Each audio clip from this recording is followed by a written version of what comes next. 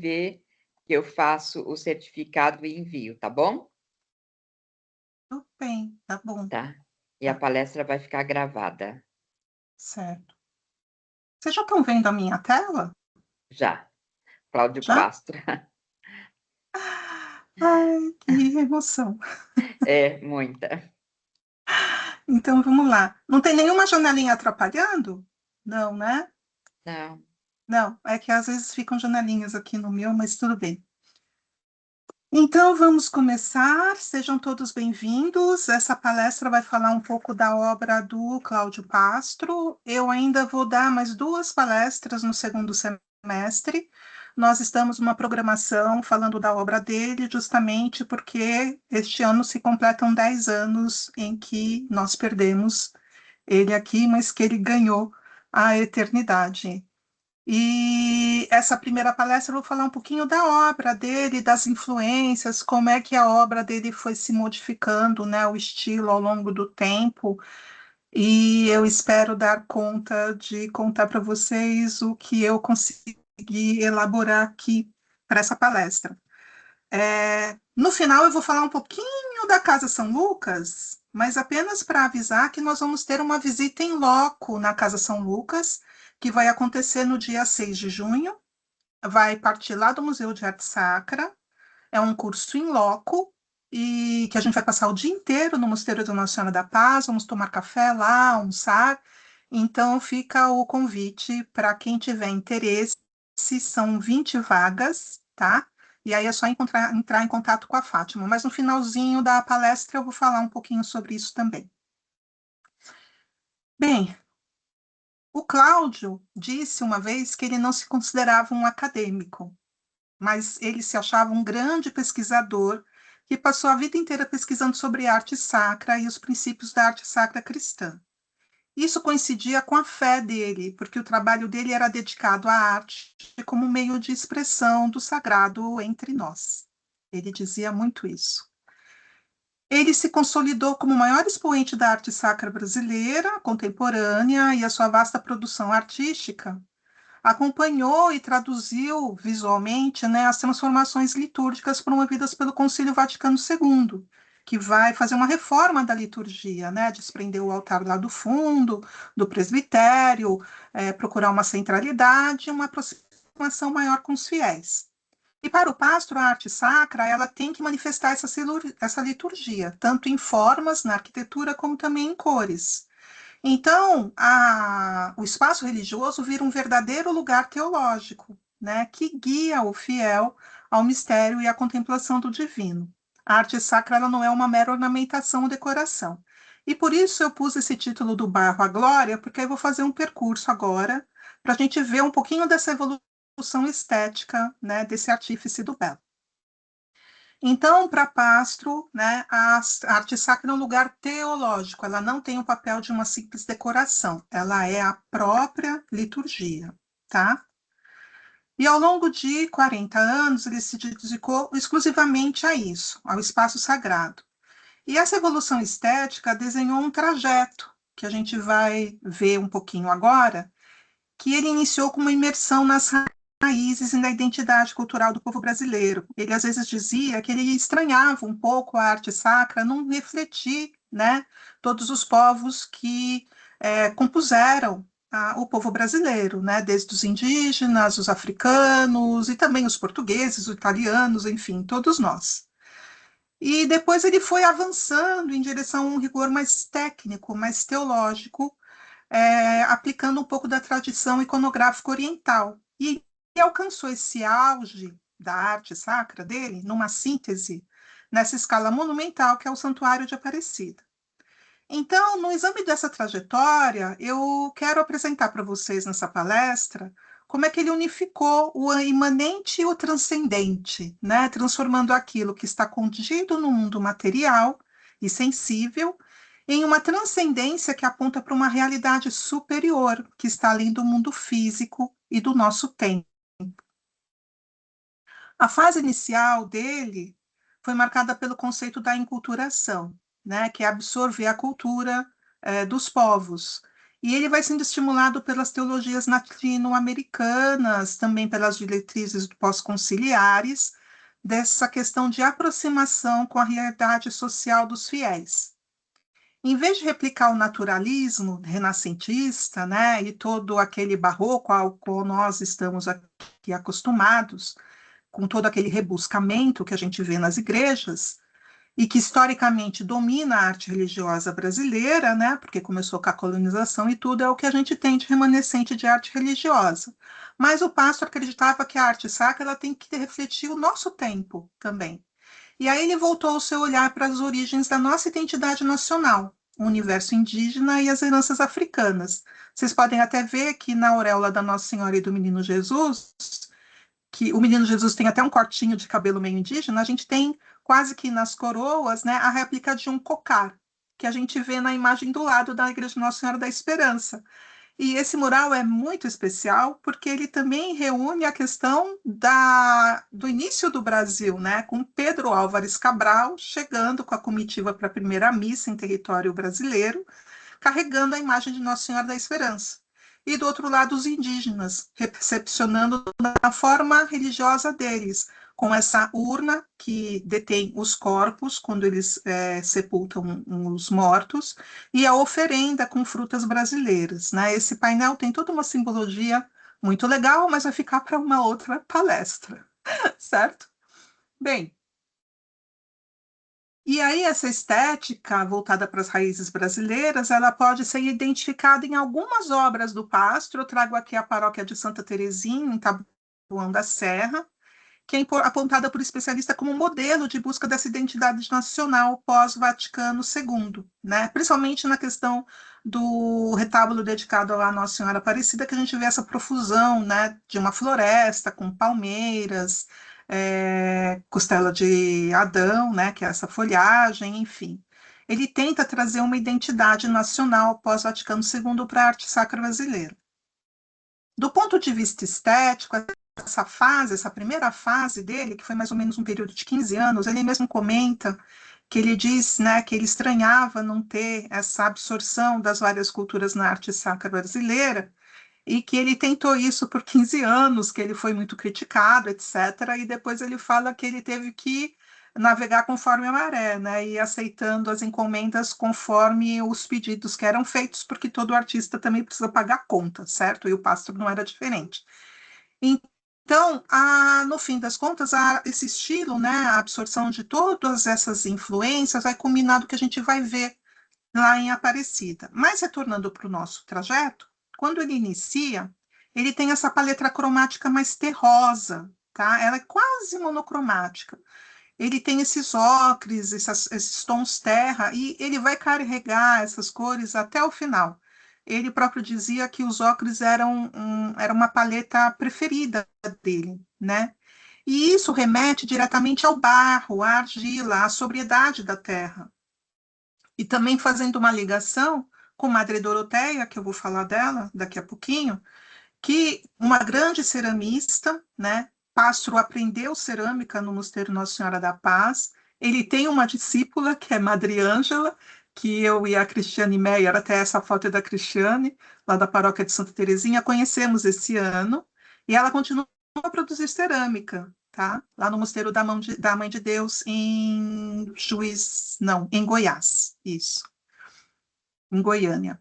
Bem, de modo semelhante, né, à capela anterior, eu trago aqui a capela do Seminário Santo Agostinho, agora com os azulejos, em Maringá, no Paraná, que atesta essa fase inicial dele, que tem uma simplicidade muito refinada de traço e que conecta, né, esse ambiente de oração à vida comum e ao contexto regional, que ele utilizou materiais regionais e tudo mais. Bem, tudo começa no Mosteiro Nossa Senhora da Paz, tá?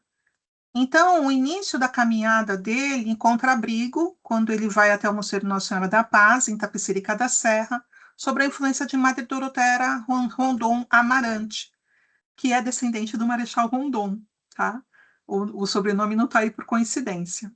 E a atual abadesa, a Madre Marta Lúcia Ribeiro Teixeira, ela conta que o primeiro contato se deu por meio da Madre Doroteia, E ela foi assim, a influência mais marcante e duradoura artisticamente no trabalho dele. E desde esse contato, esse primeiro contato, ele manteve a amizade e a convivência, né, com a espiritualidade monástica do mosteiro. E a Madre Marta Lúcia menciona que o pastro se identificou muito com a regra de São Bento, tanto que ele acabou se tornando oblato beneditino, adotando o nome de irmão Martinho, por causa de Martinho Micheler.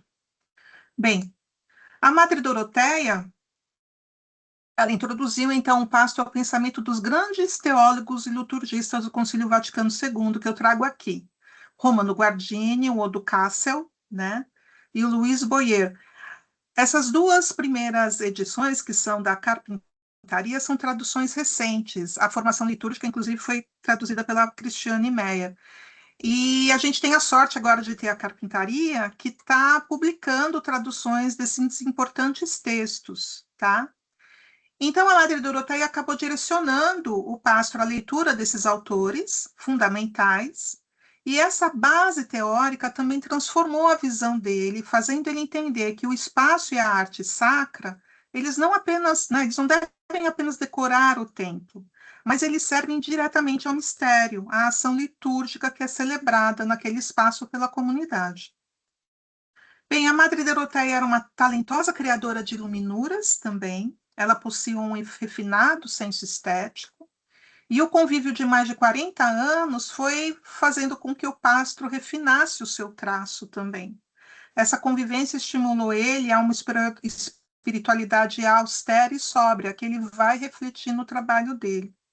E é nesse convívio com o mundo beneditino que ele vai formando e atualizando na liturgia, no canto, na busca do belo, no estudo, na contemplação da palavra de Deus, no silêncio, especialmente no despojamento, né? Que a gente tem o horror vácuo e do barroco, né? Então, assim, o espaço religioso ele precisa ter um despojamento, a gente precisa de uma pausa, a gente precisa de um silêncio, inclusive imagético. E também no trabalho manual. E isso acaba, né, todo esse exercício acaba se materializando diretamente na estética das pinturas, dos vitrais e das esculturas que ele começou a fazer. O desenho dele se tornou livre dos excessos realistas, dos ornamentos barrocos, para focar na pureza do traço limpo que a gente vê nessas duas obras dele. E aí a pintura dele passa a evidenciar também as figuras de traços mestiços, cercada por uma exuberância da nossa flora e da nossa fauna, que é o que a gente vê em Aparecida.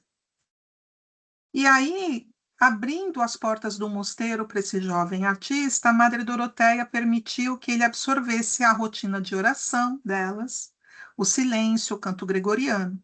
E essa vivência impactou nele a ponto de, né, como eu disse, ele se tornar o beato beneditino. E aí a sua arte também passa a carregar o lema, né, ora e labora. E os princípios fundamentais de unidade, simplicidade e fraternidade. Ele também repetia isso, resultando em obras que induzem naturalmente à contemplação e ao recolhimento interior. Aí é a parte interior da Igreja Abacial do Mosteiro de Nossa Senhora da Paz, com o painel dele, que depois eu vou mostrar adiante novamente.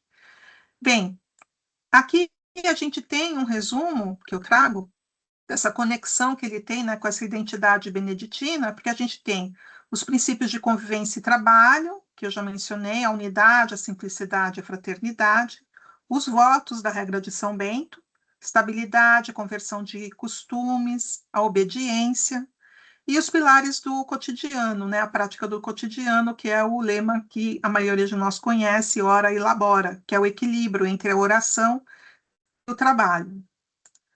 Bem, ele foi um artista que evangelizou através da sua arte, né? Nessa trajetória de amizade do Cláudio com as monjas e a influência do carisma de São Bento na vida do artista, a própria Madre Marta Lúcia descreve ele como um homem que buscava a Deus apaixonadamente em tudo que ele fazia. Ela diz: sua intensa atividade artística brotava do amor que ele consagrava ao Senhor. Ele afirmava que a sua escola sempre foi a liturgia, a participação nos sagrados mistérios, a létio divina e o ofício divino. Nas palavras dela, ele era um artista que evangelizava enquanto trabalhava, sempre preocupado em elucidar os elementos essenciais de cada projeto, suas referências bíblicas, litúrgicas e teológicas. Se vocês tiverem curiosidade de procurar vídeos dele no YouTube, vocês vão sempre ver ele comentando e falando sobre os projetos dele, né? Fazendo esse tipo de evangelização que a abadesa menciona. Bem, o Pastro, na comunicação, né, ele deu aula, eu, inclusive, fui aluna dele, ele enfatizava, né, a questão do divórcio existente na arte sacra atual, porque nossa arte sacra ela tem uma separação entre a forma e o conteúdo. E aí, nos livros que ele acabou escrevendo e publicando, ele começou a aprimorar alguns temas para trazer à tona os conceitos de imagem, de espaço sagrado e da arte da beleza, né? A beleza para ele é aquilo que é verdadeiro. Então, a gente não tem imitação de materiais. A gente, se tem uma vela no altar, é uma vela de cera mesmo, não é nenhuma luzinha. Se tem uma planta no altar, é uma planta de verdade. Se o altar é uma pedra, não é um bloco qualquer ou madeira revestida de um acabamento imitativo. E ele faz tudo isso tentando seguir, né, os documentos do Concílio Vaticano II. Aqui eu estou mostrando para vocês duas imagens, né? O primeiro painel, o primeiro altar da igreja lá, abacial, aquela que vocês viram anteriormente, com as monjas. Esse daqui foi o primeiro mural que ele executou.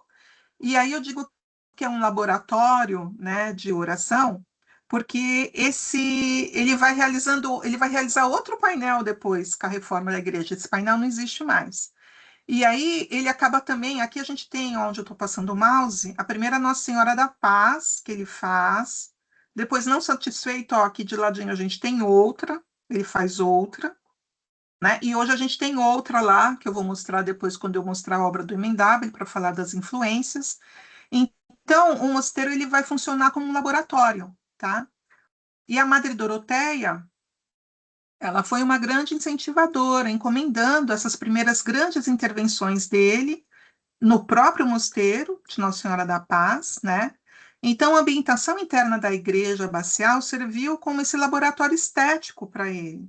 Os conceitos foram sendo testados sob o olhar atento e aprovação de Madre Doroteia, pavimentando esse caminho para os grandes projetos nacionais e internacionais que ele acabou assumindo anos mais tarde, como o acabamento do Santuário Nacional de Aparecida e projetos que ele teve em muitos lugares do mundo, no México, em Portugal, no próprio Vaticano, na Alemanha, que foi uma grande influência para ele, tá?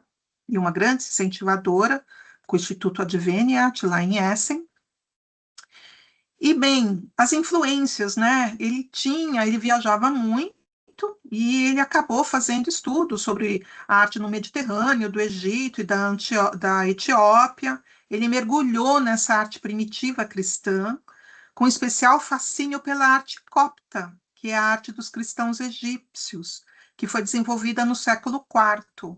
Essa pintura que vocês veem dele tem muito dessa influência copta, quando as figuras ganham esse olhar frontal, né?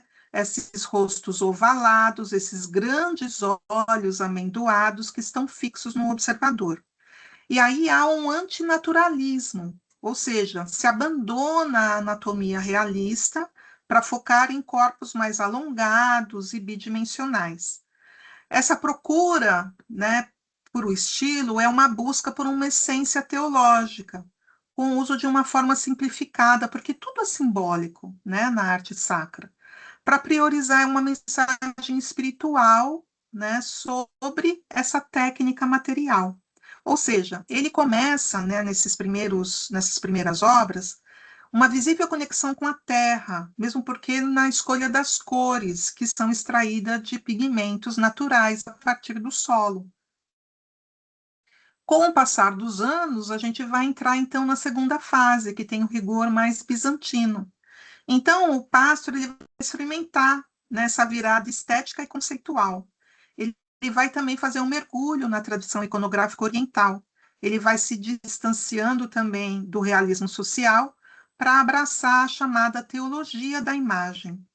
Essa transição não tem uma ruptura abrupta, como a gente vê dessa obra para essa daqui, né? Isso foi acontecendo paulatinamente, foi uma evolução orgânica, porque ele também continua a buscar essa identidade cultural de miscigenação das raças, né? Que deu lugar a uma busca pelo eterno e pela transfiguração na arte sacra de uma realidade mais brasileira. E, mais uma vez, a gente vai ver isso no projeto iconográfico de Aparecida.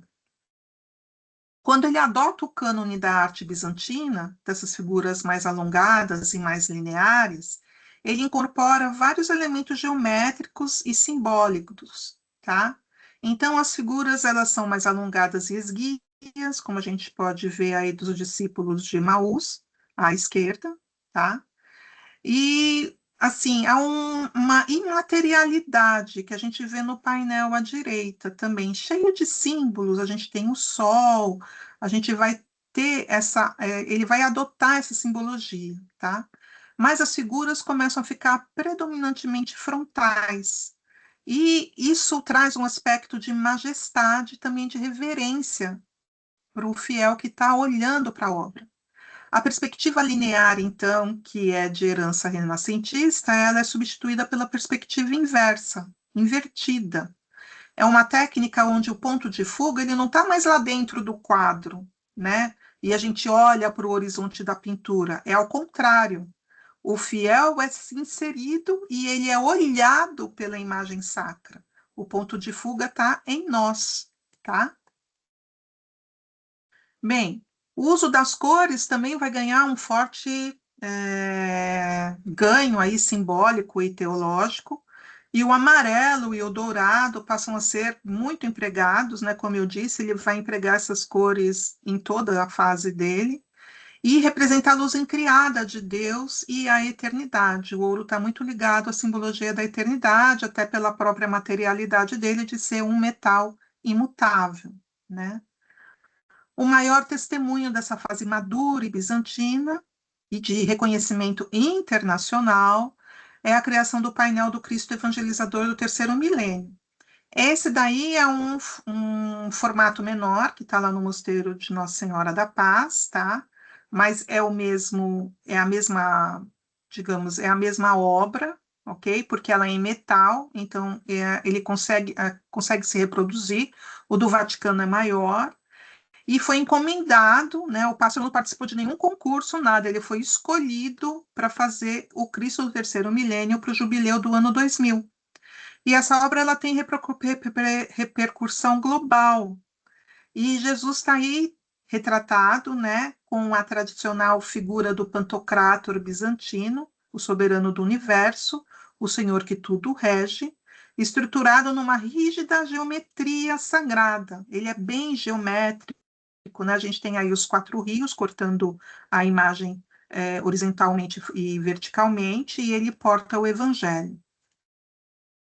No cenário nacional, a gente pode comparar esse Cristo com o da paróquia de São Luís Gonzaga, aqui em São Paulo, tá? Que tem esse monumental Cristo Pantocrátor também no altar, com o uso intensivo do amarelo, né? A postura hierática, característica da forma bizantina, e que representa perfeitamente esse rigor oriental que foi adotado pelo Cláudio Pastro. Esse mural, inclusive, foi restaurado por mim junto com o Estúdio Restaura. Infelizmente, a ábside sofreu uma nova infiltração e a gente está vendo quando é que a gente vai poder voltar lá. Aqui é a foto depois do restauro, tá? E ele hoje, infelizmente, aqui no Cordeiro, ele sofreu uma nova infiltração. Mas, enfim, isso aí também é para uma outra palestra. Mas vamos continuar, então. E outro exemplo notável, que também foi restaurado por mim, pela Cris, pelo Rômulo Piccolo e Ronchetti, lá em São Mateus, no Espírito Santo, com a ajuda da Madre também, que quis colocar a mão na massa.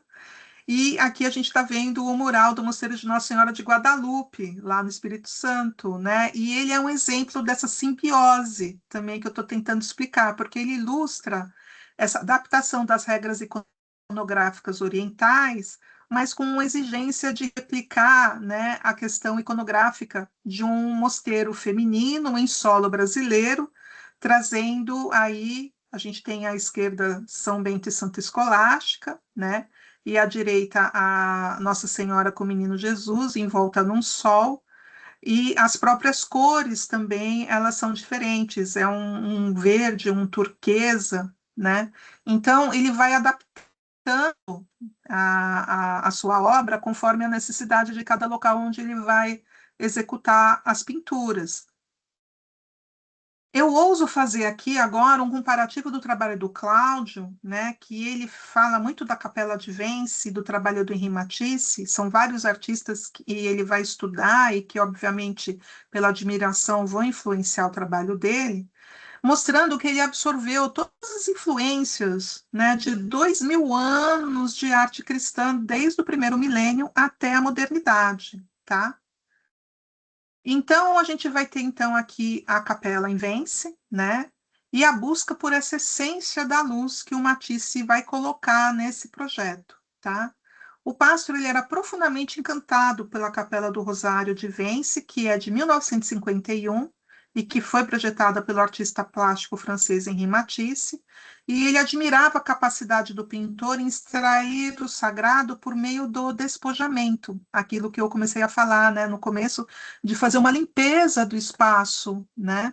E o Matisse ele faz uso, então, vocês veem aqui nos azulejos com a Nossa Senhora, em que ele faz um traço único, né? É como se ele colocasse o traço e começasse a desenhar sem pausa. É uma linha só, limpa, econômica. Ele delimita, então, as figuras. Essa concepção, né, dentro da linha do modernismo, ela traz uma crítica ao Renascimento, do ponto de vista que o naturalismo prejudicou o sentido do mistério nas igrejas. A cor, ela também tem autonomia, tá? Nessa época, com o uso dos blocos puros de cor, etc. Mas o que transfere cor para esses azulejos são os vitrais, tá? Eles criam essa atmosfera dentro do espaço. Então, aí nesse projeto, há uma valorização do vazio, com a compreensão de que os espaços brancos e os vazios na parede, eles também são fundamentais para que as obras que estão aí, elas tenham um espaço de respiro também. E nós também, tá? Então, o paralelo entre a Capela do Rosário em Vence, do Matisse e as capelas menores idealizadas por Castro, vai demonstrar, né, eu vou tentar demonstrar para vocês essa conexão entre a teologia e a formalidade, tá? E para isso eu trago como exemplo a Capela do Santíssimo do Morumbi, que tem esse despojamento, tá? Ela é posterior ao mural da História da Salvação, que eu também vou mencionar aqui para vocês. Ela é posterior ao trabalho do Pastro. E a capela da sede da CNBB, em Brasília, que também tem todo esse despojamento, né, que também é uma obra do Pastro. Fica claro, olhando esses exemplos e a obra do Matisse, que os artistas, né, eles dois entendiam que esses pequenos espaços, essas capelas, elas necessitam desse despojamento para que o que está visível não sufoque o que é invisível, né? Então, tanto Matisse quanto Pastro, em suas capelas menores, eles não atuaram apenas como pintores, mas como diretores de um espaço integral. Tudo aí é concebido integralmente, né? O piso, a cor das paredes, o ambão, o altar, enfim. Em Matisse, em Vence, o Matisse desenhou a arquitetura, os painéis dos azulejos, os crucifixos de bronze, as portas de madeira, os candelabros, até mesmo as casulas dos padres ele desenhou também, tá? O Pastro, em suas capelas, ele também fazia tudo isso. Ele desenhava a pia batismal, o ambão, os vasos sagrados, os cálices, as patenas e também os paramentos. A capela, ela é vista como um organismo vivo, onde nenhum objeto isolado quebra a harmonia do mistério, tá?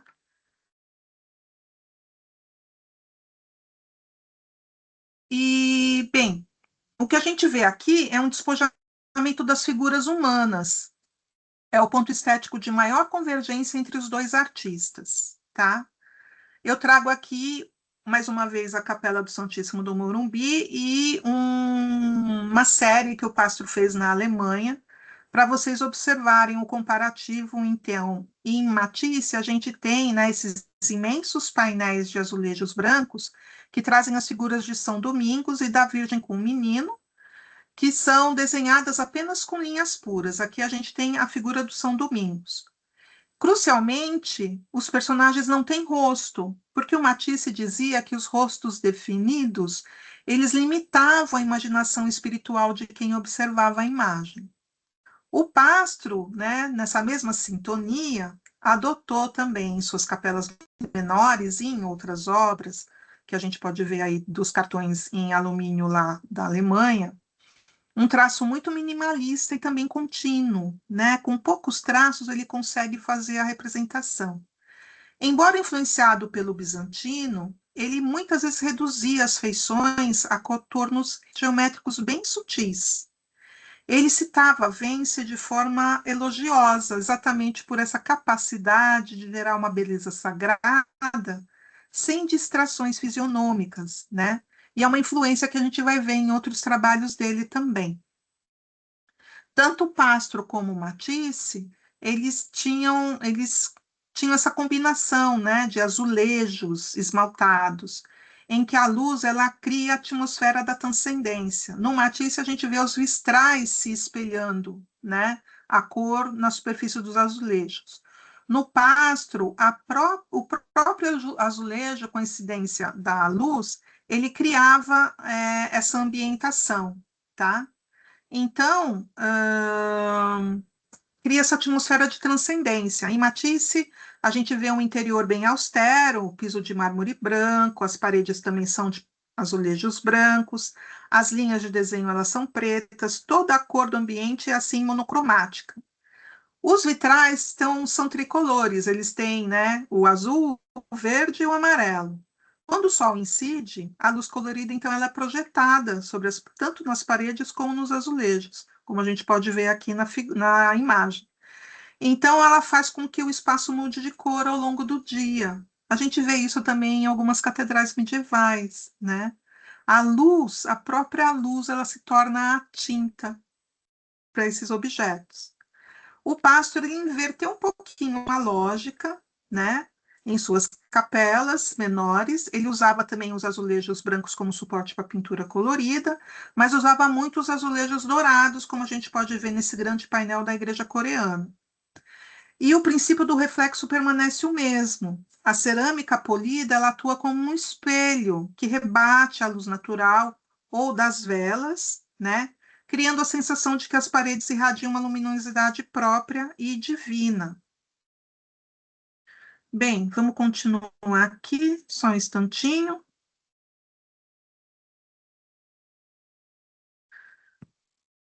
Aí eu fiz um comparativo aqui, ó, demonstrando que esse vazio, né, que a gente vê, ele é proposital. E aí tem um comparativo aqui da paleta de cores, monocromática em Vence, terrosos dourados e azuis no Pastro, o tratamento da luz, com os vitrais pintando o espaço de branco, com o Cláudio trazendo a luz externa ou iluminação de velas, né? O foco litúrgico, o altar em Vence é posicionado diagonalmente, Cláudio muitas vezes usa o altar como centro geométrico, mesmo como a gente vê em Aparecida. A relação com a dor, os painéis da Via Sacra, que eu vou mostrar, né? A Via Sacra de Vence é meio caótica, como vocês vão ver. Ela está toda amontoadinha, assim. E o Pastro, ele transfigura a dor, né? O Cristo, ele já se apresenta glorioso, né? Nas iconografias dele. Aqui eu faço um comparativo da Capela Menor do Arcebispado de Fermo, na Itália, tá? As imagens são do acervo do Mosteiro de Nossa Senhora da Paz. Bem, em resumo, há esse vazio proposital, tá? E o maior paralelo entre a Capela de Vence e as obras do Pastro reside realmente nessa teologia do esvaziamento, nessa que ele chamava de quinosis, tá? Enquanto a arte religiosa do século XIX tentada preencher cada centímetro da igreja, né, como a gente tem nas nossas igrejas barrocas, e pelo amor de Deus, eu não estou fazendo nenhuma crítica ao barroco ou às igrejas antigas, elas são reflexo da sua época, né? O que o Pastro criticava, e eu também como arquiteta acho, que as igrejas atuais, elas não têm que refletir uma época passada, elas têm que refletir a nossa época, né? Então, o Matisse e o Passo vão fazer isso, eles limpam o campo visual, tá? E aí o silêncio das paredes brancas e da economia de linhas funcionam no Pasto exatamente como funcionam em Vence. O vazio, ele não é uma falta de informação, mas o espaço necessário para que a presença invisível de Deus ocupe esse lugar, tá? E aí, falando da via sacra, né, em um dos cantos, eu trouxe essa imagem, já tem até uma porta aqui, em um dos cantos da capela de Vence, a gente tem aqui, ó, a via sacra, tá? O Matisse reuniu nessa parede as 14 estações em um único painel de azulejos brancos, e essa decisão, né, altera completamente a dinâmica da oração que a gente comumente vê nas igrejas, em que a gente faz, né, o passo a passo em torno de toda a igreja, caminhando pelo templo, parando de quadro em quadro. Aí o fiel contempla tudo de uma vez só, né? Diferente do restante da capela, que possuem linhas mais limpas, calmas e fluídas, esse painel ele é propositalmente angustiante e fragmentado. Tá? As pinceladas parecem até meio desordenadas aí, e até quase violentas, né? Ele desenhou essas figuras como se elas fossem gravuras rupestres, como se fossem hieróglifos rápidos, tá? Não tem detalhe anatômico nenhum, não tem rosto, não tem nenhuma decoração. É um traço bem cru que foca unicamente no peso do sofrimento físico e da violência histórica da condenação de Jesus Cristo, né? Castro, ele também dedicou grande parte da sua produção a meditar sobre o mistério pascal. Tanto livros quanto algumas serigrafias, a gente tem algumas matrizes da Via Sacra dele, né, publicadas, que foram feitas em guache em Nanquim, e eu trouxe mais uma vez a Via Sacra lá da Capela do Arcebispado de Fermo, onde a gente vê que ele assimilou esse traço econômico do Matisse, né? Mas ele segue numa direção oposta à dor, ele faz uma abstração, né, uma transfiguração mais bizantina. Para ele, a arte sacra ela não devia prender o fiel na tragédia, naquela dramatização psicológica que a gente vê no barroco, por exemplo, né? Ou no desespero do sangue, que a gente vê em muitas imagens antigas. As suas estações da cruz, elas mostram um Jesus mais sereno, mais majestoso, às vezes até de olhos abertos. Mesmo carregando a cruz ou pregada nele, ele nunca se apresenta como uma vítima derrotada, né? Ele queria mostrar o Cristo como um Senhor que caminha voluntariamente para a ressurreição, tá? E aqui eu faço um comparativo entre a via sacra também do Matisse e do Pastro, né? Então, o do Matisse é um painel e o único. O do Pastro, essa de Fermo do exemplo, eu peguei especificamente essa porque ela também ela está num painel único, mas ela tem ainda as estações sequenciais, né?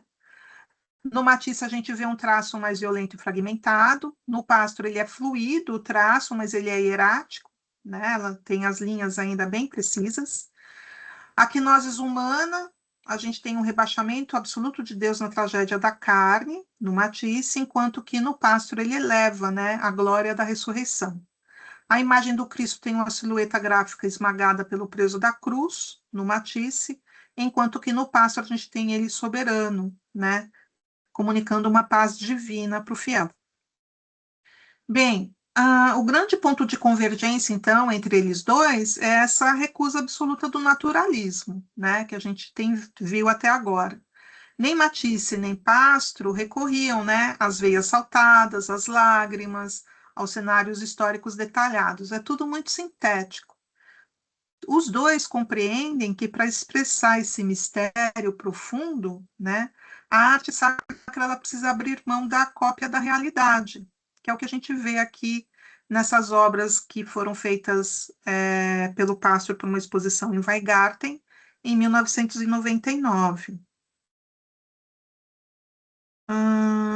Só um minutinho, gente, por favor, porque a gente tem... Uai.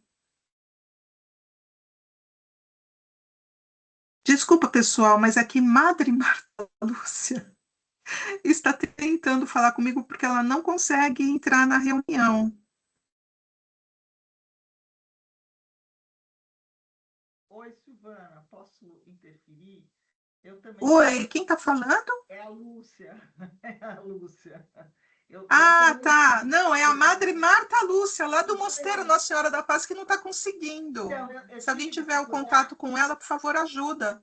Não, então, avisa para ela. Eu não tenho, mas você pode dizer para ela que eu tive dificuldade, que ela tem que entrar direto pelo navegador. Aí ela consegue, sem se inscrever. Não sei se ajuda. Tá, eu vou mandar para ela. Ah, desculpa, gente, mas assim, pessoa muito especial, Madre Marta Lúcia. Então, voltando aqui, né, a gente tem esse ponto de convergência, né, entre eles, desse despojamento, né, em que o Matisse, ao contrário do Pastro, ele faz a gente sentir um impacto imediato da dor, né? O Pastro não, ele usa a simplicidade do traço para nos guiar diretamente a essa luz da ressurreição.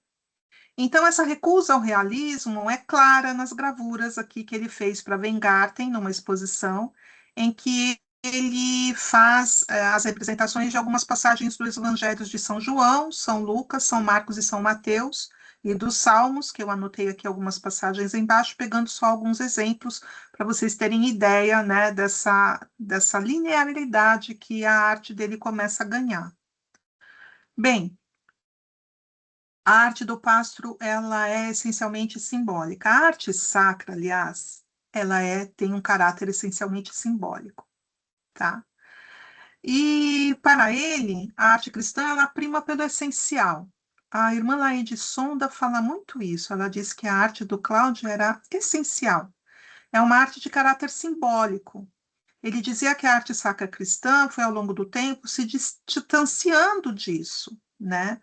Ela não pode ser uma arte naturalista, ela não pode pretender a representação do real, porque ela representa para nós aquilo que é transcendente, né? Então, a arte sacra, ela é uma imagética do que é invisível, do divino, assim como a arquitetura, e ambas constituem um veículo para a expressão do sagrado. Bem, ele falou também várias vezes das diversas influências que a obra dele sofreu ao longo do tempo. No cenário brasileiro, a gente vai ter o escultor e arquiteto ítalo-brasileiro Galileu Emendabile, né, que figurou também como um dos professores e mestres diretos do Cláudio. Aqui eu trouxe, então, a Nossa Senhora Esperança, que está lá na Igreja da Paz, no Glicério, e aqui a gente tem a Nossa Senhora, perdão, a Nossa Senhora da Paz, que está na Igreja da Paz, lá no Glicério, e a Nossa Senhora da Paz, que está dentro do mosteiro de Nossa Senhora da Paz, lá em Itapecerica da Serra, né? A gente tem uma influência direta do Emendabile pelo rigor tridimensional da obra dele, e que permitiu a Pasto o aprendizado, né, desse equilíbrio de volumes e a integração da imagem à arquitetura, à própria arquitetura, que é o que a gente vê nesse projeto lá na Igreja da Paz, né, que é o projeto do Pettini, junto com o Fulvio Penac na pintura e o Emendabile na escultura. E aí a gente vai ver que essa influência se destaca na pintura do Pastro, porque ele faz essas linhas de força, de contorno, quase geométrico, né? Dando essa imponência, essa estabilidade a essas figuras. E também houve a influência na questão de manusear os metais. O bronze e o metal teve uma influência na técnica, né, do Pastro de desenhar os cálices, os ambões, as portas eclesiais também, que a gente vai ver uma porta lá de Aparecida que eu vou trazer para vocês. E aí ele consegue fundir o hieratismo da arte copta, né, com essa economia formal, tanto do Matisse como do Emendabile, e construir essa linguagem mais moderna, que não rompe com o passado, né? A gente não, ele vai beber, inclusive, né, do passado, mas purifica essa arte sacra de distrações visuais para focar naquilo que é o essencial, o encontro do fiel com o divino. Bem, a formação do Pastro também teve, ele teve uma formação no Liceu de Artes e Ofícios, que aliás vai ter a visita da professora Vanessa dia 30, e colocou em contato, então, isso tudo com a elite do modernismo brasileiro. Então ele vai ter a influência aí, como vocês estão vendo, do Fúvio Penac, que foi mestre de pintura do Pastro, influenciou ele na arte mural. Eu trouxe aqui uma cerâmica do Penac, tá? E aí, assim, resgata um pouco dessa pintura primitiva italiana, pré-renascentista, né? A gente lembra aí do Giotto, que marca essas narrativas. O Penac trazia muito a narrativa camponesa na arte dele, e a gente vai ver a narrativa bíblica na arte do Pastro, em vários murais. A gente tem Itaici, a gente tem a própria História da Salvação na na Abadia de São Geraldo, né, na Igreja do Morumbi. A gente vai ter também a influência do Victor Brecheret, que foi muito admirado por Pastro, por essa capacidade de sintetização das formas clássicas, né, nesses volumes geométricos limpos, sutis e sem excesso de ornamento. A gente tem uma via sacra, inclusive, do Brecheret, exposta lá no Museu de Arte Sacra, e que demonstra claramente isso, né? E a gente vai ter também o Portinari. Aqui eu trouxe uma, né, para vocês verem as duas obras são A Fuga para o Egito, uma do Pastro e uma do Portinari, que está lá em Batatais. E a gente vai ver também essa referência, porque Portinari era uma grande referência para Pastro, porque ele criava murais de forte apelo social, né, e fazendo a transposição dessas figuras bíblicas, né, para o povo mestiço e trabalhador. Pastro tentou expressar também essa brasilidade nos primeiros 15 anos de trabalho dele. A escola de Boiron também vai trazer, né, dos monges beneditinos alemães, que a gente tem ali no Mosteiro de São Bento de São Paulo, na Igreja de Nossa Senhora Assunção. Então, a gente vai unificar, né, todas as influências, assim, a arte egípcia antiga, a arte celta, a geometria sagrada, tudo isso vai impactar no trabalho dele, inclusive na construção das asas de vestes dos anjos, que a gente vê em Aparecida. Aqui eu trouxe o Anjo do Silêncio, que está lá no Museu da Abadia de São Geraldo. Enfim, essa simetria das imagens, né? Aparentemente são muito diferentes, mas a gente vê uma simetria, né? Uma linha que corta o centro da imagem, e a gente vê de um lado e do outro praticamente a mesma volumetria, né? Então, isso pode ser observado na construção das iconografias, não apenas da Nossa Senhora como a sede da sabedoria que está aqui, né? Que ela é o trono, o assento que abriga Jesus, mas em outras obras do Pastro também, se a gente observar um pouco isso. Bem, sem sombra de dúvida, o projeto iconográfico do Santuário de Aparecida é onde ele atingiu essa síntese estética e teológica, tá? Esse coroamento, né, da carreira dele, ele faleceu e a obra ainda não estava acabada, né? Porque existia ainda os tetos das naves laterais, enfim. Mas ele começa, né, com um convite para conceber e executar todo esse projeto interno do Santuário Nacional, essa obra monumental, que é classificada como a sua grande obra-prima, até pelo tamanho, né, de tudo isso, e ele consegue unificar aí as duas principais vertentes de evolução da sua estética: a identidade brasileira da sua primeira fase e o rigor teológico e simbólico da tradição bizantina da sua segunda fase. A arquitetura interna da basílica, então, ela começa a dialogar diretamente com o mistério pascal, com esse altar centralizado, né, com a cruz, e o Pastro valoriza também o tijolo aparente, tá, das paredes, porque eles carregam nessa simbologia da terra, da humanidade, em sua condição mais simples e humilde, fazendo referência à própria imagem de Aparecida, que é de terracota, né?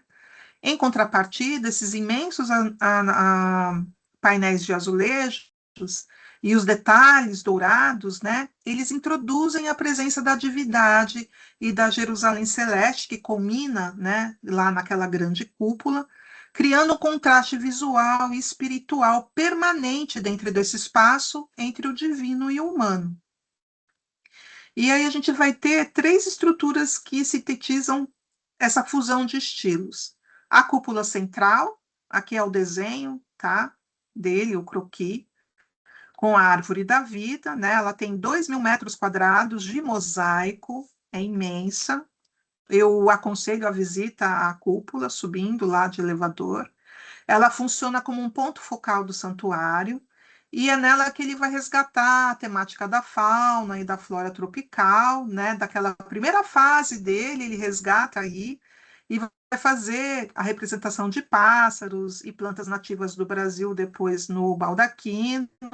Enfim, ele organiza, né, ainda com um rigor mais hierático e geométrico e simétrico da escola bizantina, né? E ela está exatamente acima da cruz central, né, que faz esse tronco dessa grande árvore da vida. O painel do Cristo Sol e a procissão das mulheres, que está na nave norte, tem 71 figuras femininas, né, da história da fé cristã, e esse painel ele costura essa narrativa histórica da representação do devocional, né, com o uso ainda dessa frontalidade, que vai ser herança de toda essa influência que a obra dele recebeu, e a simbologia da cor, o planejamento da basílica carrega todo esse azul, porque é a cor realmente que repete a Nossa Senhora, a Maria, tá? E são três, né? Finalmente o baldaquino, aqui é o croquis, é muito difícil, não dá para fotografar ele todo assim, né? Porque ele faz o entorno do altar. Enfim, são as grandes colunas, né, que dão essa sustentação também teológica ao altar principal e que resgatam diretamente a questão da enculturação da primeira fase dele, né?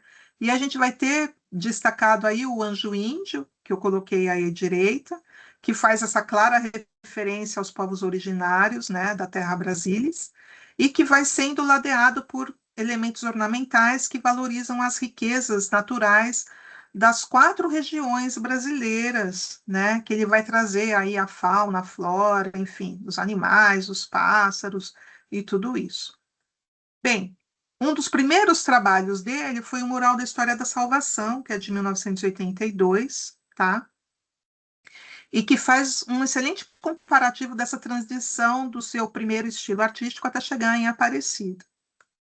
Bem, aqui está o painel, ele ainda tem aqui a Mãe de Deus, e depois tem o Apocalipse à direita, né? Porque ele tem ainda 2 laterais, mas enfim, a gente não consegue fotografar ele inteiramente. Essa é a parte mais principal, voltada para a nave da igreja. E ele tem aí, ele está lá na paróquia de São Bento do Morumbi, que é ligado ao complexo da Abadia Beneditina de São Geraldo. E ele tem uma concepção diferente, né, da que a gente viu agora na Basílica de Aparecida, que foi iniciada nos anos 2000. Mas isso ilustra esse amadurecimento teológico e formal que o Cláudio foi, né, percorrendo ao longo da sua vida. Essa primeira fase representa o auge da sua fase de enculturação, né, de uma narrativa catequética, porque isso é mesmo a história bíblica, tá desde o Gênesis até o Apocalipse, né? E isso consolida essa grande síntese mistagógica que a obra dele possui. Bem, aqui está uma tabela comparativa, né? Então, a história de salvação tem essa narrativa, são cerca de 80 cenas bíblicas. O interior da basílica é uma imersão espacial, né, em que o fiel está envolvido ali pelo mistério pascal. O painel é uma pintura mural, o interior da basílica a gente tem o tijolo, dialogando com os azulejos e as pastilhas douradas. A paleta cromática, né, remete ao barro, aquela primeira fase dele mais terrosa.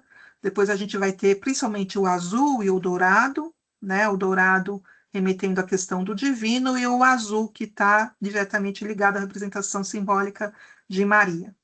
O estilo do traço muda, né, do rústico e rupestre para o rigor bizantino e geométrico, e a perspectiva também. A gente vê na História da Salvação, ele é bem bidimensional, né, parece uma história em quadrinhos até, e em Aparecida a gente já tem a perspectiva invertida com influência bizantina.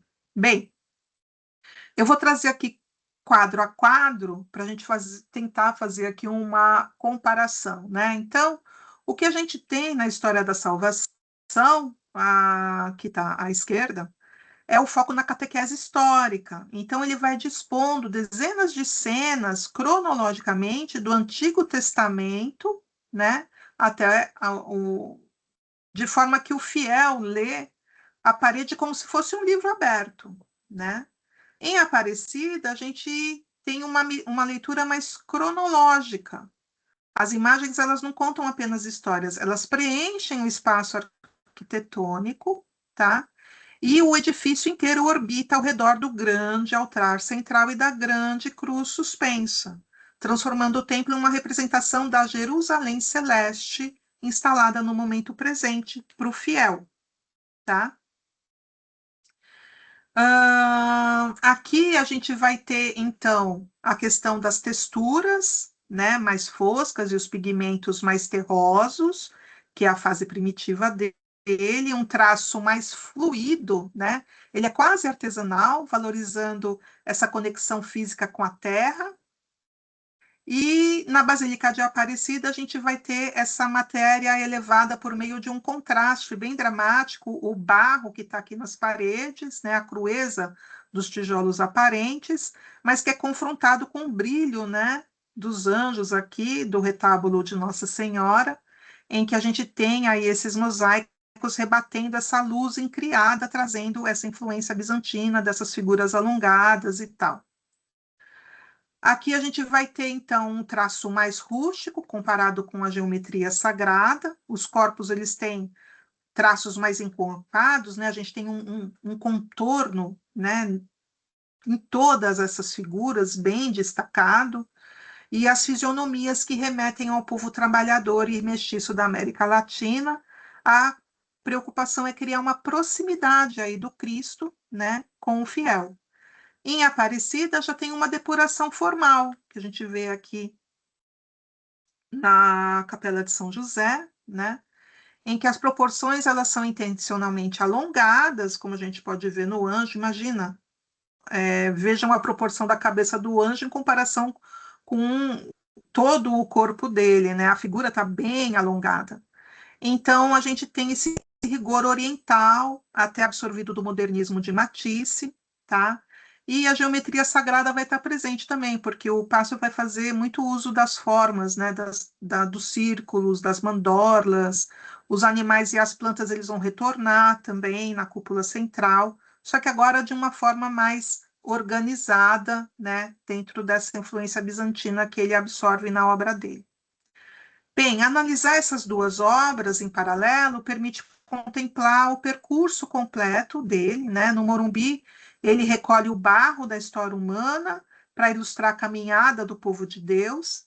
Em Aparecida, ele transfigura esse mesmo barro por meio da geometria e da luz dourada, antecipando no interior da Basílica a glória do reino dos céus. Essa aqui é a Porta da Misericórdia, do Santuário Nacional de Aparecida, e é um claro exemplo de como o Pastro, na sua trajetória artística, sintetiza todas essas influências, tá?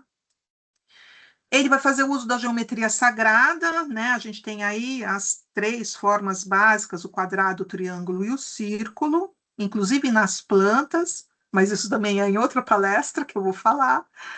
Bem, para Cláudio, e ele sintetiza isso brilhantemente nesse desenho. Eu acho esse desenho dele, assim, mágico, tá?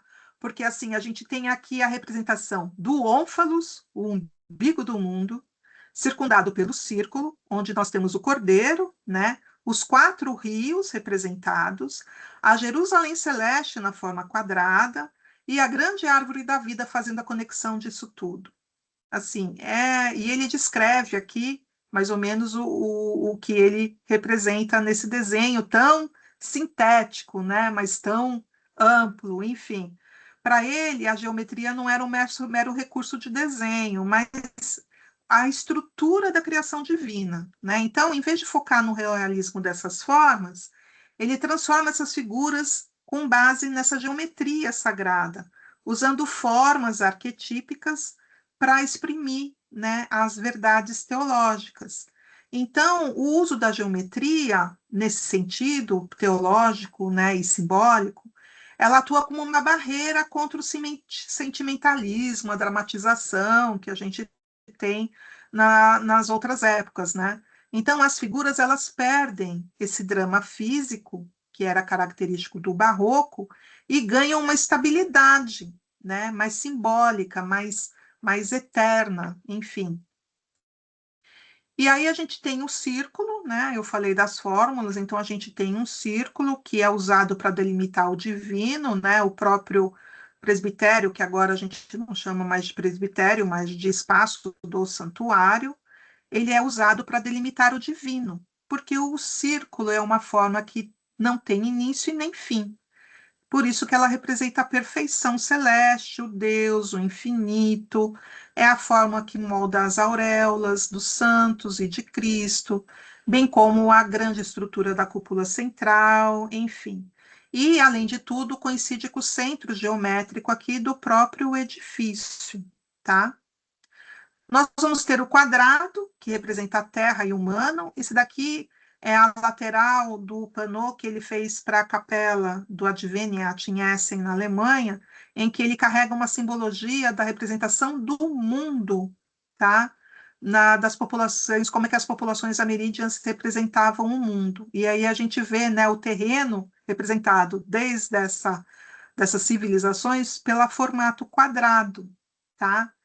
E o quadrado, então, representa essa criação que é visível, o plano terrestre, os quatro cantos do mundo, os quatro evangelistas, enfim.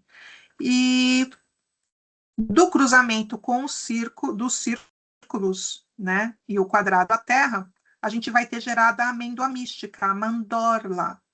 O Pastro utilizou muito essa forma ao redor do corpo de Cristo também, quando ele faz o Cristo Pantocrator, que a gente viu até na paróquia de São Luís Gonzaga, e simboliza Jesus como ponto de união definitiva entre o humano e o divino, é a união das formas, tá? Por isso que também a gente vê aqui, como aqui a gente tem uma cena da natividade dele, em que a gente tem esse formato aqui, onde a Nossa Senhora está representada, é a mandorla também, tá? Que também pode ser relacionada ao formato da Vésica Piscis, enfim, mas aí também é outra palestra. Gente, é muito assunto, é muito desdobramento quando a gente fala do Cláudio, tá? E finalmente a gente tem o triângulo, né? Que é a base da composição trinitária, que a gente está vendo a Santíssima Trindade lá de Itaici, e a própria distribuição dos corpos, a inclinação das cabeças, né? Isso tudo tem uma forma harmoniosa, organizando-se frequentemente em um formato triangular, lembrando a comunhão, né? O equilíbrio do Deus uno e trino. Bem, a perspectiva invertida, né? Ela vai acontecer e tem o olhar de Deus sobre o homem. E aí eu trago aqui a representação do Cristo do terceiro milênio, né? E aqui a gente está vendo exatamente o Cristo Pantocrátor lá da Igreja Abacial do Mosteiro de Nossa Senhora da Paz, que mostra essa grande, né, uma evolução visual que foi aplicada por Pastro a partir dos estudos da tradição iconográfica oriental. Então, a gente vai ter essa perspectiva invertida, tá? Em que o observador, a gente está do lado de fora e a gente olha para dentro da pintura, mas as linhas se convergem para nós, tá? Na perspectiva invertida, as linhas elas não convergem para o fundo da imagem, elas se abrem em direção a nós. É como se o Cristo nos abraçasse e a gente estivesse dentro desse espaço. Porque o ponto de fuga, ele não está mais dentro do quadro, dentro da obra, mas na frente dele. E se a gente pensar nisso, o ponto de fuga está no nosso próprio coração, contemplando a obra, tá? Essa inversão geométrica gera um efeito místico, porque o fiel ele deixa de ser um espectador da cena, né? E aí a gente tem aí a questão do baldaquino, porque em vez de a gente olhar para é a imagem sagrada que olha para nós, tá? Então o espaço do ícone ele transborda e invade o espaço litúrgico do templo. Teologicamente, isso reforça que o reino de Deus ele não está distante ou confinado no passado, ele se projeta ativamente no presente do devoto. E é assim que ele garante que as igrejas e os painéis, né, que ele projetava, eles não são uma galeria de arte contemplativa, mas são portais, como a gente vê aqui, portais ativos de imersão no mistério litúrgico, tá? Vamos falar um pouquinho das cores, que é o meu assunto favorito, porque elas também carregam um forte conteúdo simbólico, ok? Então, assim, o ouro, né, a luz divina, no sentido cristão, por ele ser exatamente o mais nobre dos metais, ele é símbolo de imutabilidade, de eternidade e perfeição. E aí carrega o amarelo acaba carregando esse simbolismo, apesar de o amarelo também ter uma dualidade aí simbólica, mas quando ele carrega o simbolismo do dourado, né, a gente identifica a cor amarela como o sol e o fogo, certo? E a luz celestial, enfim, o sagrado na terra. Já o vermelho, ele carrega uma série de contextos aí, dependendo de onde ele está e, como, e o que ele está representando.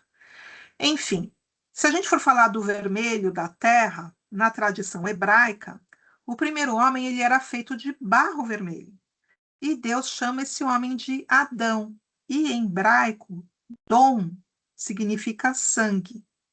E Adama significa a terra dos homens. Então, em latim, Adamus vai se traduzir como feito da terra vermelha, né? Mas o vermelho também, ele está muito mais ligado à questão do sangue, né? Relacionado ao sangue do sacrifício. Aqui, nesse caso, a gente tem ele como fogo, como símbolo do Espírito Santo. Maria está indo à frente dos apóstolos, e o 12, que a gente está vendo aí também, o zodíaco, né, representado, ele significa a totalidade, ou seja, ele significa, ele representa todos nós. Já o vermelho divino, que eu coloquei aí no slide, né, vermelho, a divindade, o sangue e o sacrifício. O vermelho divino é o vermelho púrpura, tá, que tingia desde a antiguidade a toga dos imperadores romanos, e depois dos reis, e depois dos cardeais, e é a cor do fio que Maria, que foi a escolhida para tecer o véu do templo, né? Então, o vermelho ele carrega uma série aí de características simbólicas. O azul, ele vai trazer a humanidade e aquilo que é celestial. O Papa Gregório I foi quem estabeleceu por decreto no século VI, né, que todas as pinturas religiosas elas deviam contar uma história que fosse claramente compreensível para todos os fiéis. Ou seja, as figuras elas tinham que ser facilmente reconhecíveis, e especialmente a figura de Maria. E aí, a partir do século XII, Maria começa a carregar, a ser representada com um manto azul, tá? E para isso, na história da arte, vai ser escolhido o mais belo dos pigmentos, que é o azul ultramarino. Nesse slide, a gente tem o anjo do Apocalipse, que está no mosteiro de Itaici. A cor é o azul como sinal do infinito e das verdades eternas.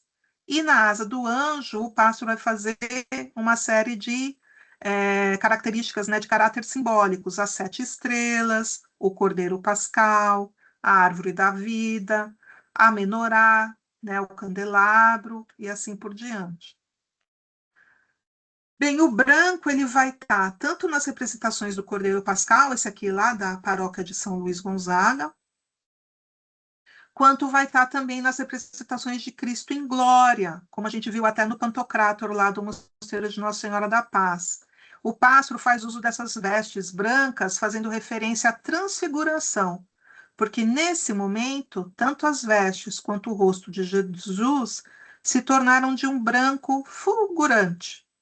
E aí também são brancas as vestes dos anjos, que anunciam a ressurreição, pela questão da pureza que essa cor carrega desde sempre, desde o Egito também, enfim.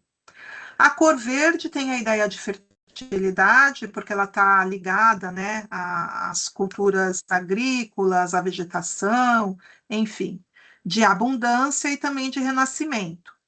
Quando ela está relacionada à Virgem Maria, que às vezes ela está representada com o véu verde também, ela carrega os atributos de castidade, tá?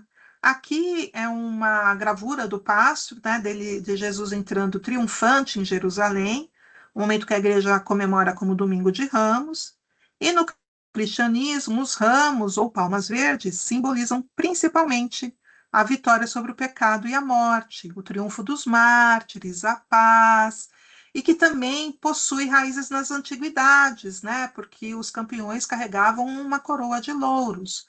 Enfim.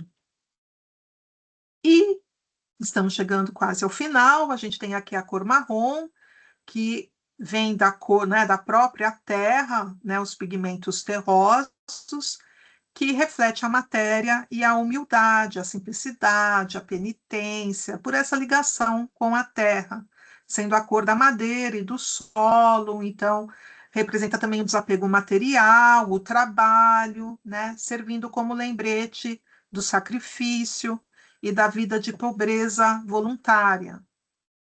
O preto, né, também carrega aí uma dualidade, porque ele pode ser o caos e a morte, como também pode ser o princípio. Apesar de muitas vezes a cor estar ligada ao caos e ao inframundo, em outras culturas, como a egípcia e a celta, a cor reservava um potencial positivo, daquilo que é ilimitado, que é profundo, o princípio e o nascimento. Mas, em geral, na cultura cristã, o negro da noite, ele costuma lembrar a morte e a transição para a ressurreição também, né? Bem, o estilo do pastro, ele é reconhecido imediatamente, né, pela simplicidade, por essa elegância, enfim. Tem raízes na tradição da igreja primitiva e ele conseguiu, né, como eu tentei mostrar para vocês, unir a modernidade, né, das linhas limpas a essa herança bizantina, românica e paleocristã, sem esquecer, né, da identidade cultural de cada povo, tá? Principalmente o nosso, né? Porque afinal de contas, Cláudio Pastro é nosso. Aqui eu trouxe um resuminho, tentando ilustrar com cada obra dele, então, né, esse estilo, né, que a obra dele carrega, esse Cristo pantocrátor e glorioso, né, que tem esses olhos grandes e abertos, que tem esse rosto sereno, sem marcas de dor, enfim, é a vitória sobre a morte, né? O minimalismo e economia de traço, nesse mural aqui dele para o Colégio Sion. Então, ele defende essa estética da sobriedade, né, dessas poucas linhas contínuas e fluídas, com ausência de excessos, né, é o essencial. Cláudio é o essencial.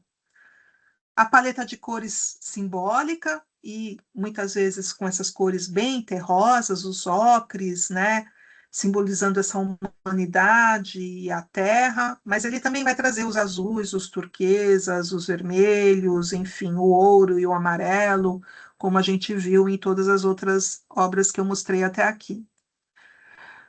Isocéfalo e frontalidade. A frontalidade está muito presente, a gente vê isso nitidamente nas figuras, né, que encaram o observador, como aqui a Nossa Senhora e o Menino Jesus. Isocelia, a gente vê nos painéis de Aparecida, em que os grupos, né, eles estão com as cabeças alinhadas na mesma altura. Isso transmitia a ideia de igualdade, né, de união, de comunhão, enfim, de ordem.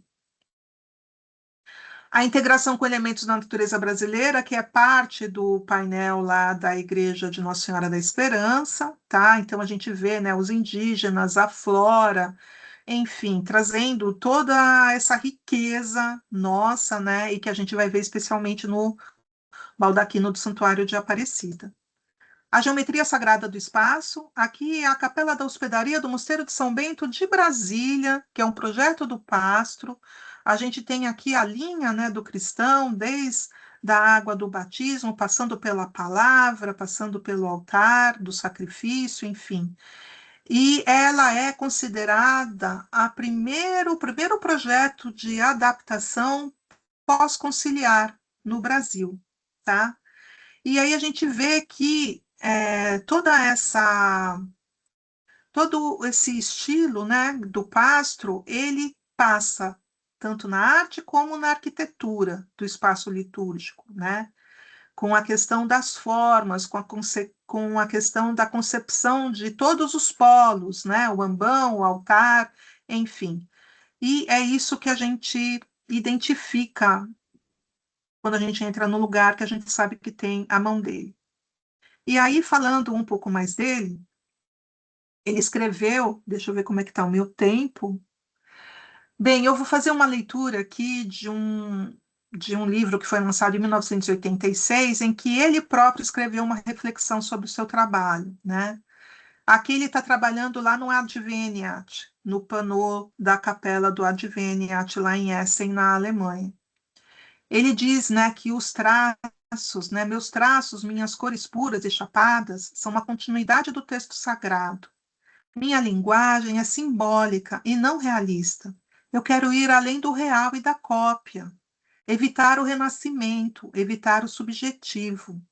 A transfiguração, a luz, a arte é uma oração, uma atenção para o mistério.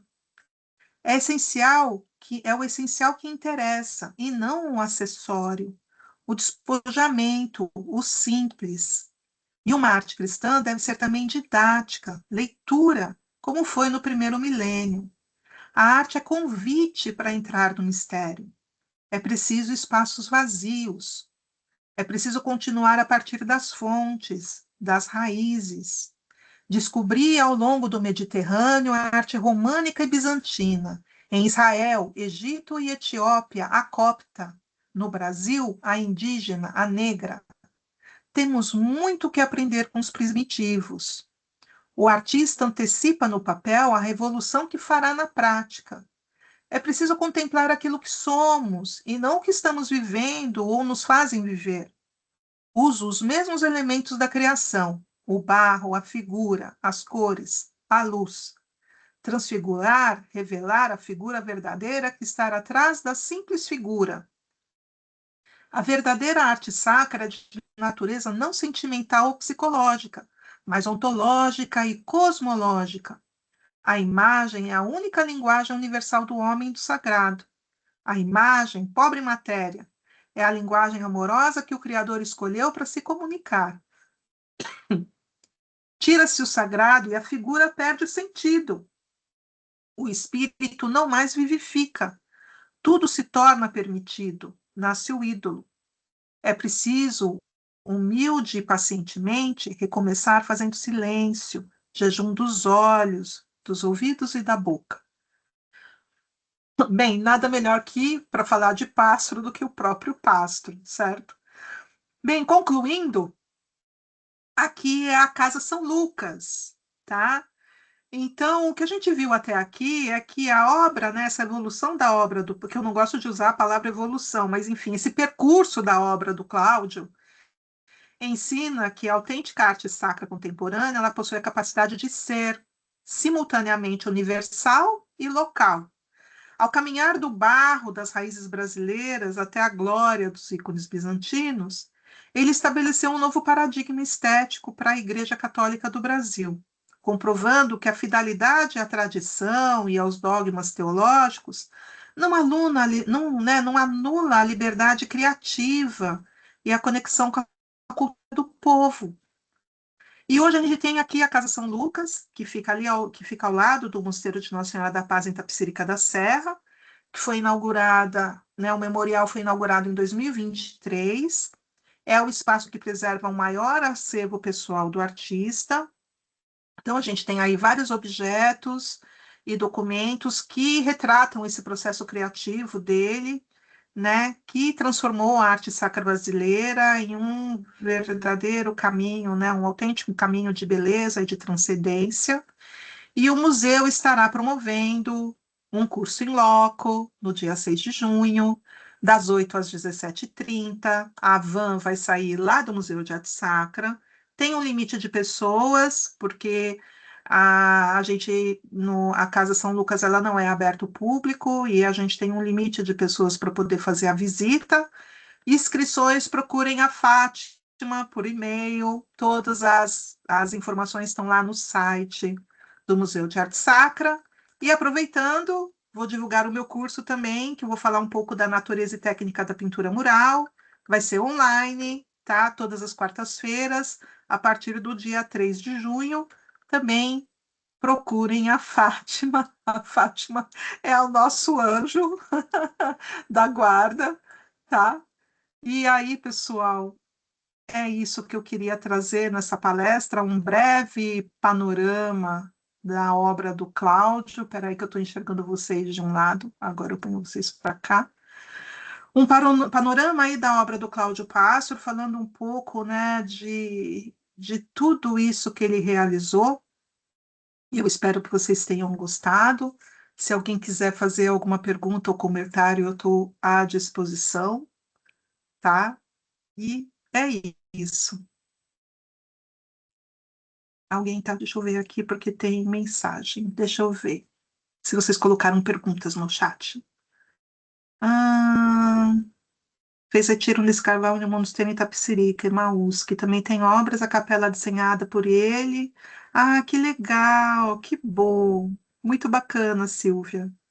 Obrigada, Lúcia. Obrigada. Gente, ninguém quer falar comigo. É uma palestra, não é uma aula. E aí, assim, eu espero que vocês tenham gostado. Eu sou suspeita para falar, porque, além de tudo, o meu mestrado foi sobre o Cláudio, e agora eu estou no doutorado em arquitetura, e o Cláudio já está presente no meu trabalho também. E, enfim, a visita lá no mosteiro é muito especial para quem puder ir, tá? É só falar com a Fátima. A gente vai fazer esse ano justamente porque a gente está numa série de ações pela questão do Cláudio ter, né, completam-se 10 anos do seu falecimento, esse ano, em 2026, e eu acho que uma nova visita dessa vai ficar para 2028 apenas, que é quando a gente vai comemorar os 80 anos dele. A gente já fez vários eventos com um seminário nos 75 anos, né? E pretendemos fazer com os 80 anos dele também. A Fátima pediu para dar um recado para quem chegou depois, que... Obrigada, Carla. Obrigada. A Fátima pediu para quem precisar ou quiser um certificado de ter assistido a palestra, é só mandar um e-mail para ela, tá? Solicitando que aí ela pode. Obrigada, Vasco. Que aí ela pode enviar para vocês, tá bem? Então, bem, pessoal, basicamente é isso que eu tinha para mostrar. Oi, Ana. Qual é o e-mail para solicitar um certificado? É cursos, arroba, Museu de Arte Sacra, peraí, .org.br. .org.br, é que eu nunca sei se é org, se é br. Cursos, arroba, Eu vou escrever aqui. museudeartesacra.org.br, tá? Está no site. Tá no site também, gente. Entrem no site do museu, tem tanta coisa bacana. Eu participei agora, eu fiz uma visita na virada cultural no último sábado com um grupo, foi muito legal. E até comentei da visita da Vanessa, porque a gente foi na Pinacoteca, né? E a origem da Pinacoteca está ligada ao Liceu de Artes e Ofícios, que vai ter a visita em loco agora no sábado. Essas visitas em loco são muito produtivas, porque vocês, obrigatoriamente, como vocês têm que caminhar, vocês com a professora, vocês acabam participando mais, né? E, enfim, a visita em loco é no dia 6, aí depois nós vamos ter várias palestras no segundo semestre. Eu vou falar, inclusive, dos restauros que a gente já fez e dos que estão acontecendo esse ano da obra dele, tá? Obrigada, Ubiratã, muito obrigada. Eu E gostaria de oi, Ana, assim, eu não te escuto bem, tá falhando muito. pedir, o som está falhando desde o início. Eu Eu acho avisei que no é chat, mas eu para não alguém mais a tenho meu, erro. para alguém mais o meu som falhou? Não, Não, eu acho não, que é o Vanessa, seu não, som não. que está com problema, É, Ana, porque o seu para mim também está falhando. Então, Então, e aí deve ser. se você precisar que eu te esclareça alguma coisa, escreve no chat que aí eu te respondo, por favor, que aí a gente consegue ultrapassar essa dificuldade técnica aí, e lembrando que tá? a palestra vai ficar disponível, viu? Isso Tá? é. Essa Ela palestra vai vai. ficar disponível, ela vai ficar gravada para quem quiser rever, certo? E se alguém também depois quiser, assim, eu tinha um slide de bibliografia. Se alguém depois quiser uma referência bibliográfica, tiver alguma pergunta, eu costumo brincar com o pessoal que a consulta é professora vitalícia. Então, se alguém quiser perguntar alguma coisa, tiver alguma dúvida depois, pode mandar um e-mail até para a Fátima, que aí a Fátima passa para mim, enfim. Também não quero ficar dando trabalho para a Fátima. Eu Não, não estou é aí nas redes trabalho, não. sociais, é só me procurar que não tem problema nenhum, tá? A palestra vai ficar disponível, vai, Ana, no site do museu? É no site do museu, É no Fátima? site do museu, em É no site palestra. do museu a palestra, tá? Bem, pessoal, Peraí, se o ninguém Lucas tem. acho que quer fazer uma pergunta. O Lucas, diga. Ah, e Então, estão me ouvindo bem? o Gustavo também? Ah, são mãozinhas erguidas. Oi, Gustavo. Diz o Lucas, depois o Gustavo fala e depois a Ana, se ela conseguir falar. Diga. Então, estou falando de Florianópolis, né? Que É bom. distante de São Paulo, não tão longe, mas é longe, né? Sou seminarista e da etapa da configuração. Eu gostaria de dizer, né, que é muito bom estar ouvindo uma palestra sobre Cláudio Pastro e que também ele é um grande influenciador na minha vocação também, tanto com a arte quanto na minha espiritualidade. Mais uma curiosidade que eu gostaria de dizer interessante, o pároco, que era o nosso formador aqui antes, Padre Vânio da Silva, ele trocou algumas cartas com Cláudio Pastro, e o Cláudio Pastro, ele desenhou a logo do nosso seminário. Ah, Então, o nosso seminário tem uma logo, o nosso seminário é um dos primeiros do mundo, que se chama Convive Emaús. que E foi o Cláudio lindo. Pastro que desenhou a logo do nosso seminário, né? E ela é carregada de uma simbologia muito forte, muito interessante. E depois eu mando aqui no chat aqui a foto da nossa logo para vocês darem uma olhada. Mas agradeço, muito obrigado, foi muito bom estar acompanhando e é muito bom saber que tem pessoas que estudam Cláudio Pastro, né? Estudamos. Eu estou estudando e a Cris Meyer também. A Cris está completando o doutorado dela sobre Pastro na PUC Curitiba, e o doutorado dela é em teologia.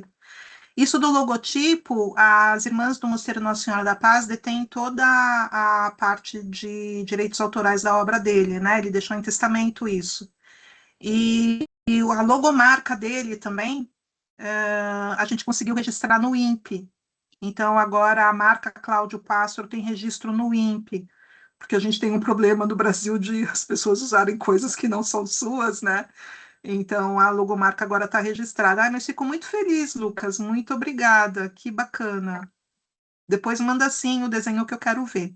Gustavo, você quer falar? Você ergueu a mãozinha? Boa noite. Boa Professora, noite. que maravilha, sabe? Eu, independente de sempre ter acompanhado os trabalhos dele, de ter tido uma vivência junto, observar essa linha do tempo toda junta, ao mesmo tempo, assim, como se me deu a sensação de que você construiu uma melodia, sabe? Uma Ai, coisa que assim bacana. que você vai acompanhando. É emocionante ver o crescimento artístico da pessoa e não por bloquinhos ou solto. Uhum. Eu achei muito bonito. Outra coisa, me chamou muito a atenção o que a senhora fala do vazio. Na realidade, o vazio tem peso e é equivalente como as pausas dentro de uma música. Precisa ter para a composição toda se escutar harmoniosa. A gente tem a dificuldade da convivência com o nada, o vazio, o silêncio. A parte limpa, sem absolutamente nada para o olhar descansar. As pessoas se incomodam com isso, né? E a outra coisa é que a gente, eu como artista, acredito, e pelo que a senhora expôs também, a gente tem que ter uma contínua reinterpretação do olhar, da sensibilidade, está o tempo inteiro procurando expressar essa verdade invisível, né? O mistério. Um mistério. Olha, achei muito lindo a palestra. Obrigado. Muito obrigada, Gustavo. O Cláudio tinha, assim, tem isso, a arte sacra tem isso, né? De necessitar dessa pausa. O próprio Romano Guardini, ele fala disso, né? Que a gente não deve ficar com medo de que as igrejas estejam sofrendo um iconoclasmo, porque o vazio, ele próprio é uma imagem, né? Ele escreve isso. O professor Gabriel Frade, inclusive, cita isso no livro dele sobre arquitetura sacra brasileira. Mas é muito bacana, gostei muito da parte da música. Obrigada, muito obrigada. Alguém mais, gente, quer falar alguma coisa? Quando alguém perguntou se a palestra vai ficar disponível, não, hoje Vai. não. Hoje Hoje não. não. Demora Nós um vamos, pouquinho, a gente tem que baixar ela amanhã, então vai ficar disponível amanhã à tarde. tá? Bem, pessoal, é isso. Então, acho que eu vou encerrar, Fátima. Pode encerrar, Silvana. Posso encerrar? Pessoal, foi um grande prazer. Muito obrigado. Eu espero vocês em uma nova oportunidade da gente estar junto. Se não falando de Cláudio Pastro, falando de arte, tá bem? Obrigada. Obrigada. Eu que agradeço. Deixa eu parar.